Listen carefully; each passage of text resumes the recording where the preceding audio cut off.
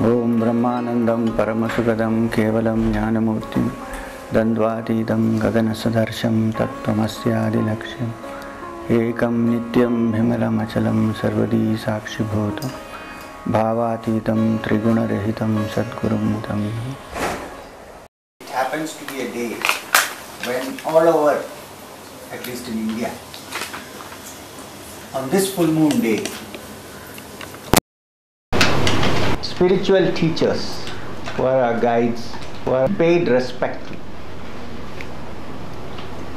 And of significance that it happens to be on a full moon day, not on a new moon, which means that the spiritual teacher who shines in full splendor like the full moon, shedding its sweet, beautiful, silvery light in our hearts. That is the Guru. It's not the fiery, hot light of the sun, which can also cause sunburns, but the cool light of the moon, which brings about peace and happiness in our hearts.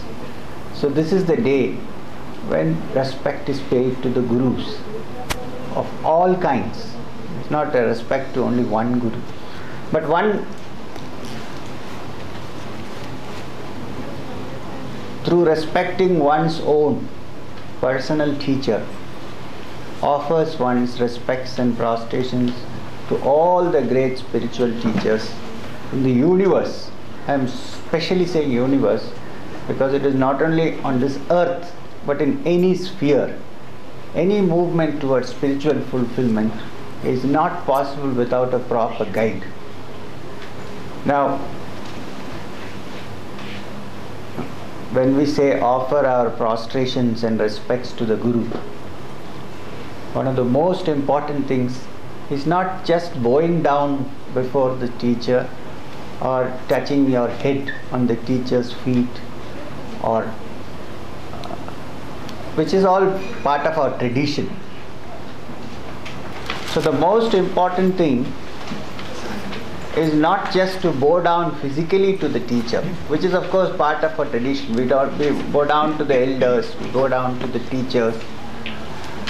But the most important thing is to practice what has been taught. Because to serve the spiritual teacher, one part of the service is to look after the spiritual teacher, if he needs looking after. And physically you can look after a spiritual teacher, but spiritually nobody needs to look after him. Otherwise he wouldn't be a spiritual teacher. He looks after himself, or God looks after him. But the main thing is to follow the teachings. If, for instance, the teacher says, look, this is the spiritual life, lead according to in this way. One refuses to do that, but keeps going down to the teacher all the time, then that is not doing service to the Guru. Both have to come together. Which doesn't mean that because you are practicing what the Guru said, soon as you see the Guru you should turn your back to him. That's not what I mean. What I am trying to say is the most important part is to follow the teachings. Not just to look at the Guru and worship him and all that. We can do all that because the Guru is a person who shows the way. And if you have to reach the goal, then one has to walk the path. One cannot reach the path by just putting garlands on the teacher's neck and lighting agarbattis. You have to walk the path. And it is the duty of the teacher to keep on stressing this fact that you have to walk on the path. One. The second important point is that a spiritual teacher should not be in the business of trying to please his disciples, or he need not expect anything from them and keep saying, oh, you are wonderful, you are wonderful. If that happens, we may get a lot of people with us, but few will be progressing. Among the multiple functions of a Guru, one is to show the mirror before the disciple. look at your own image naked, without anything, without any fancy trimmings. Where do we stand? For that, sometimes it is necessary to adopt methods which are a little stern or hard, which is okay. There is nothing wrong with that. Therefore, what I am trying to say is, do not base your judgment of the teacher on his actions, even if they are sometimes seem a little brutal. But of course, the Guru is not going to come and kick you up for that. That's not what I mean. He may be a little rough at sometimes, because otherwise one can't really. I can say, oh, everybody is fine and you are all doing well, which means nothing. If a patient goes to a doctor, and if the patient is sick, he goes to the doctor. The doctor's business is to point out that you are sick. If I say, no, you are okay, it doesn't work. I must point out where you are sick and what you have to do. Now, when the surgeon operates your abdomen to pull out a tumor, he is doing the same act, actually, physically, as a murderer who, wanting to steal your money, cuts open your abdomen with a knife. Both are doing the same thing. When the doctor does it, it is to remove the tumor, which is malignant. You cannot call the doctor a murderer. They are two different things. The action may look the same. So these are the things which we have to very carefully reflect over. But one of the most important characteristics of a true spiritual teacher is that, really speaking, he cannot have a hard heart. It's impossible. Because as we progress in the spiritual field, one of the most important changes that takes place in one's spiritual evolution is kindness and compassion that fill the heart. Therefore, I am telling you today that if you have been doing your spiritual practices for a number of years, if you have been, and find that compassion and kindness towards living creatures is lacking in us, then we have to re-examine and review what we have been practicing. There must be something wrong somewhere. Because unless and until the heart becomes kind and soft, one does not become perfect in the spiritual field. There was a great king called Jnanashruti. So he went to a great teacher, a rishi, and told him, "Sir, I want to meet a perfect sage who can guide me on from where you have stopped guiding me." So he said, "Go and see a sage called Rikwa." So he said, "Which hermitage, in which forest does he live?" He said, "He doesn't live in a forest. He lives in a small town." He says, "Oh, does he have an ashram there?" He said, "No, this sage Rikwa does not have an ashram there." What does he do? He said, he pulls a cart carrying building materials. So Jnanashruti was quite surprised. He said, "How can this be a rishi?" He said, "You go and find out." So it is said that the great king Jnanashruti went to the village and saw a man pulling a cart carrying a heavy load and coming.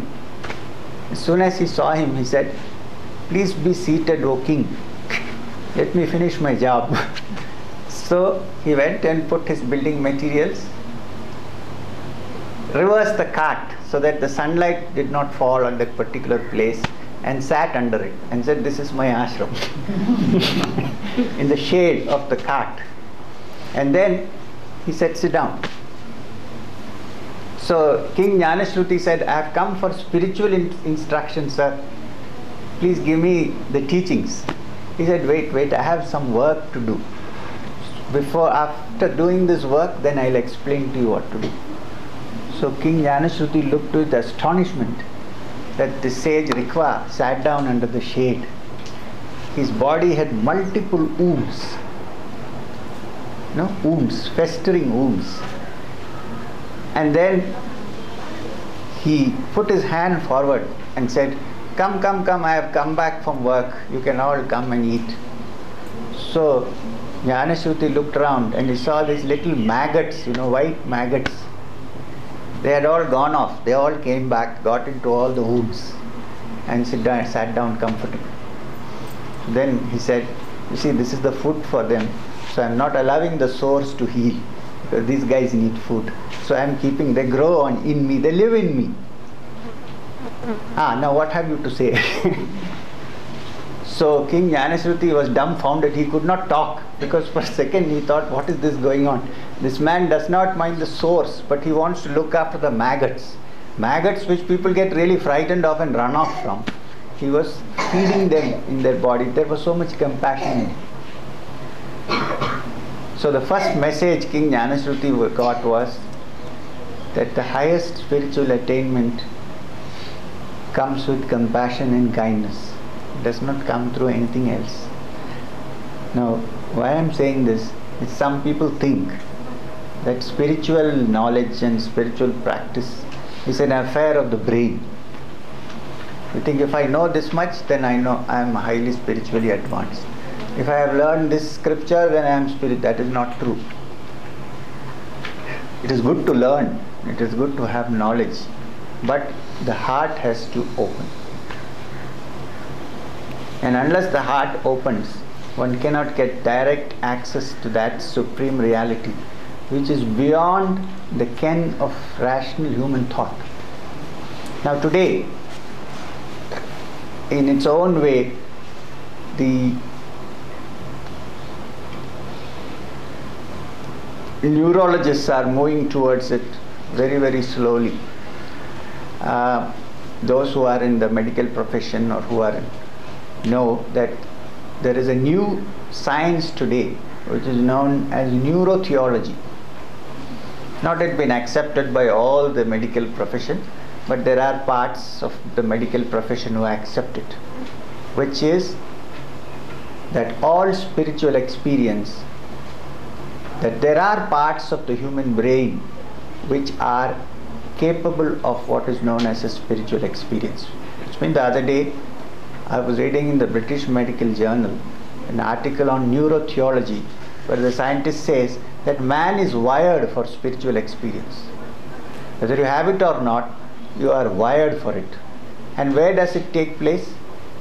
There is a central part of the brain which is known as the limbic system, which has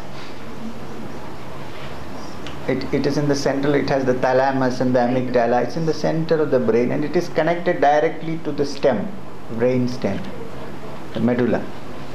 Now, they have tested out with various instruments. Today science has advanced so much that you can measure and track and photograph the actions of the various parts of the brain when you have a certain experience. And they have found out that it is only, and this limbic system is that which is the emotional part of the brain. And when a person has what is known as samadhi or spiritual experience, it is the limbic system that becomes active. Not the rational part of the brain, the right lobe and the left lobe, which are all necessary for us to survive, but the inner part.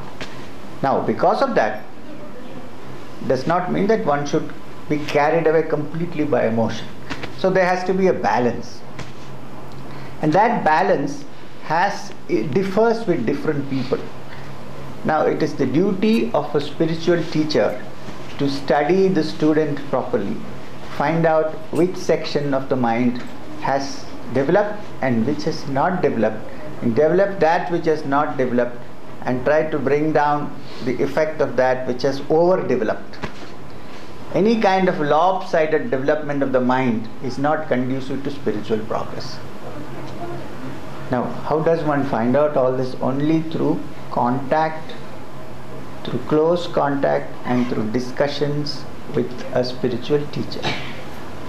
Now, a spiritual teacher is not there either in the business of increasing his number of disciples, nor is he there to get something out of somebody.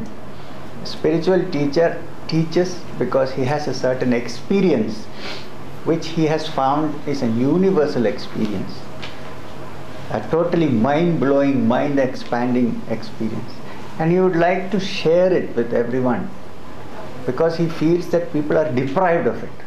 Suppose I taste something very beautiful, don't I want to give it to others? Say, see, this is beautiful, why don't you also have it? Now this sharing is what is called spiritual teaching. Now whether you approach God through this way or that way, whether you are an Advaitin or a Vishishta Advaitin, or whether you believe in God with form or without form, all these are immaterial as far as the spiritual teacher is concerned. The spiritual teacher is concerned with sublimating the emotions of your mind, leading you towards that which is a complete satisfaction of one's desire for fulfillment. If you notice in this world, we all want some kind of fulfillment, some kind of happiness. All the chakkar that we go through is for that. And ultimately, in the last days, we usually end up saying that it has all been a futile exercise. I still haven't got the fulfillment which I was seeking. Now we are saying, and this is not me, we have the whole parampara of great teachers behind, who say that this satisfaction is a very simple affair. It's not a complicated thing. It's a very simple affair. Seek for it within. You don't have to seek for it anywhere else. And if you seek within and find it, then you have found it everywhere. You don't have to worry about it. And a spiritual teacher who has experienced the inner, his own self, sees his own self in all other living beings. So even though for purposes of training and teaching, he or she might have to sometimes pull up people and so on, deep in his heart he knows that every human being, every living being, why human being, is a spark of the divine, no less than he himself. When this is an experience, there is very little chance of pride to take over. Now this is what you have to be very careful. If you see a teacher who claims to be spiritual and behaves as if he is high up somewhere and we are all somewhere down below trying to suck his toes, then I personally would run away from such a teacher, because it is impossible to be that way.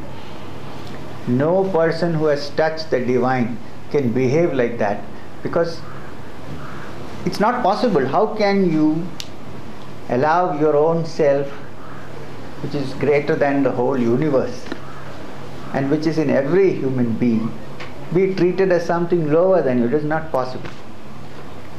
So much so that sometimes you even don't want to sit on a small raised platform like this. Actually one feels embarrassed. And then there is the logic that others can see your head. Not that it matters much whether you see the head or. So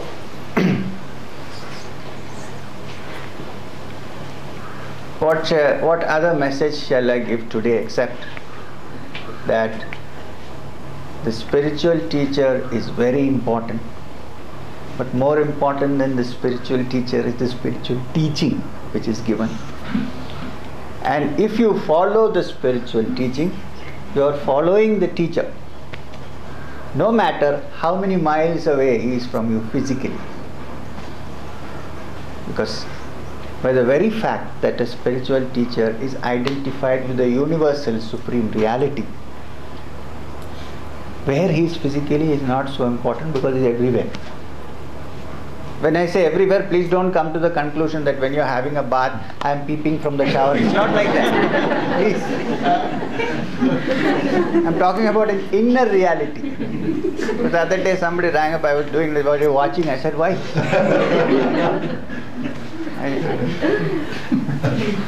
It is an inner experience which you are talking about, not something external. Not as if there is a separate human being going and following you. How many can follow how many? I mean, that's not possible. So what we are saying is that the inner essence is the same. This realization has to come. And believe me, it is not just a feeling. It's an true experience. I can tell you that if you have got into that experience even once in your lifetime,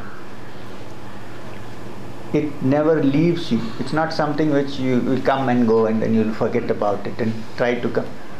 That is all part of the beginning of sadhana. The end of it, once you have it, you have it. There's nothing nobody can do, nobody can take it away from you. It's something. And you need not, in the Bible you will find this. Therefore lay treasures in your heart where thieves do not break in and steal.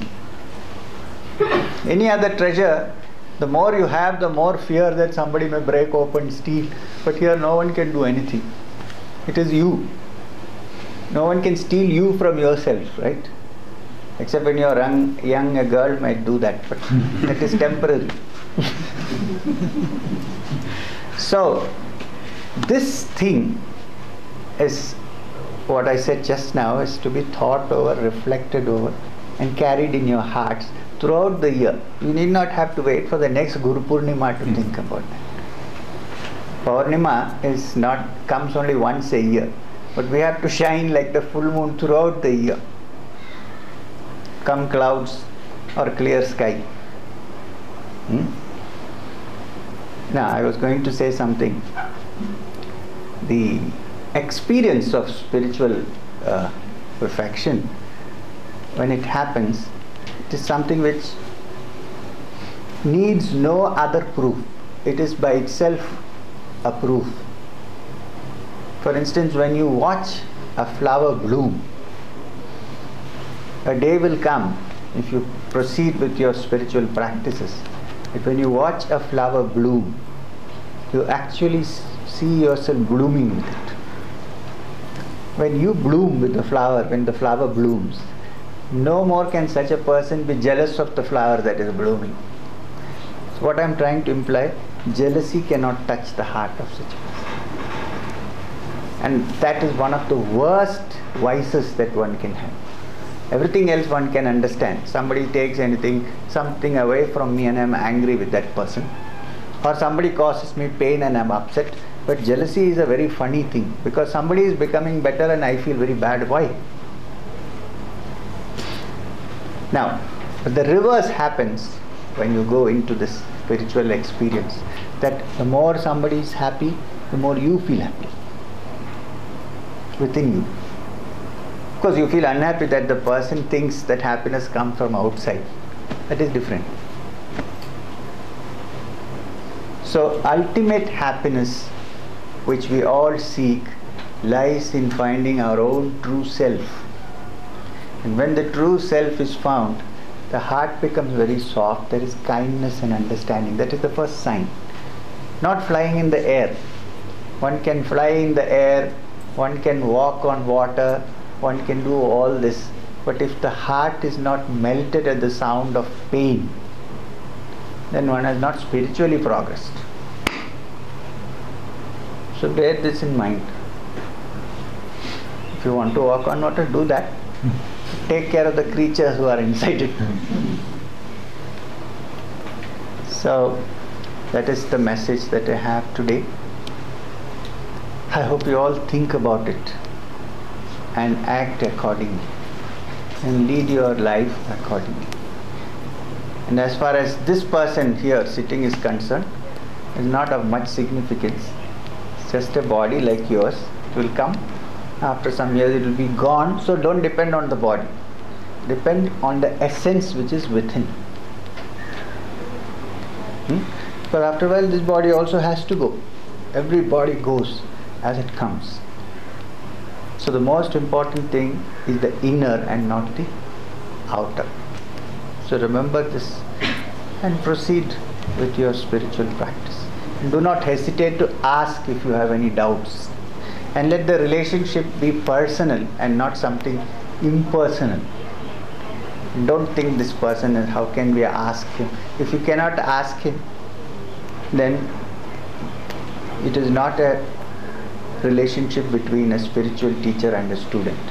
And if the master cannot answer the question, or a master does not answer your question, then he is not fit to be the master. Of course, he can say this answer cannot be given now because your experience will slowly indicate what it is. That is okay. But if I say, don't ask me these questions, get lost, then think again whether you should approach the master. And also remember that the spiritual teacher also has a human body. Therefore, he may also sometimes get tired. He also has his little problems. Don't think that a spiritual master's body should have no disease. This is another great illusion. You may have a disease. Ramakrishna Paramahamsa had throat cancer when he passed away, which means nothing. His having throat cancer is different from others having throat cancer. With that throat cancer, when he could not speak, he used to still lie down there and give instructions. You all know that Ramana Maharshi, Tiruvannamalai, one of the greatest of the spiritual beings who have come in recent times, had cancer of the arm. But when you talk about, people always talk about how he got himself operated without anesthesia, but that is not important. What we should notice is, as long as the human body is there is a possibility that there may be some problem. It means nothing. It is the spirit that is important. And in this world, nobody has 100% satisfaction from the material belongings that one has. Nobody has. This you have to accept. 100% satisfaction and fulfillment can come only through spiritual experience. If you remember this, you can live in the world and yet be not of it. That is the most important. So remember this. And as far as meditation on the spiritual teacher is concerned, many people ask this question: should I meditate on the spiritual teacher? Yeah, you can meditate on the spiritual teacher if he gives you permission to do so. But that does not mean that you don't have to practice what is being taught. Say, now I am meditating on the spiritual teacher, so I can do anything I want. That is not true. You should follow the teachings. Then if you need it, then the teacher may say, okay, now you can meditate. And ultimately, the link between you and your teacher is very, very personal.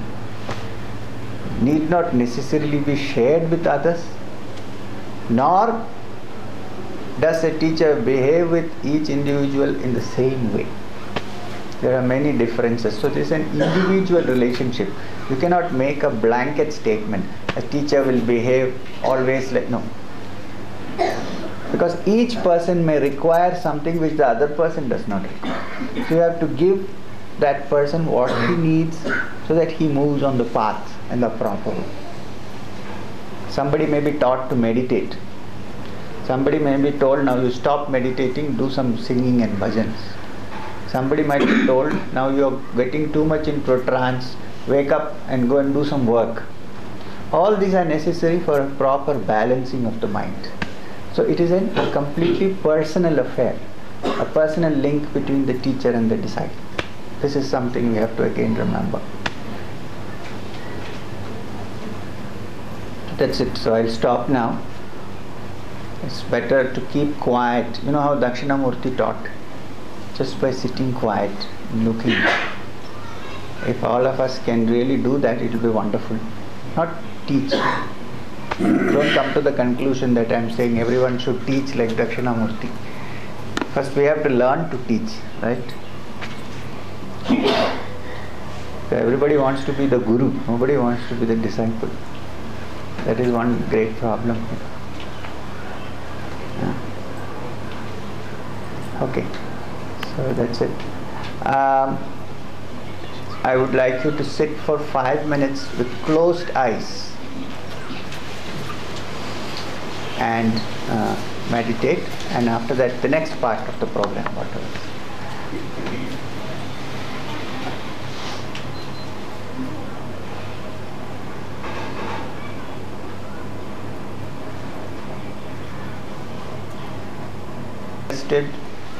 I'm sure all of you are in getting the blessings of our parampara. To close your eyes, put your right hand in the heart, bend your head and sit for 5 minutes. Shri Gurubhyo Namah. Hari Om Tat Sat.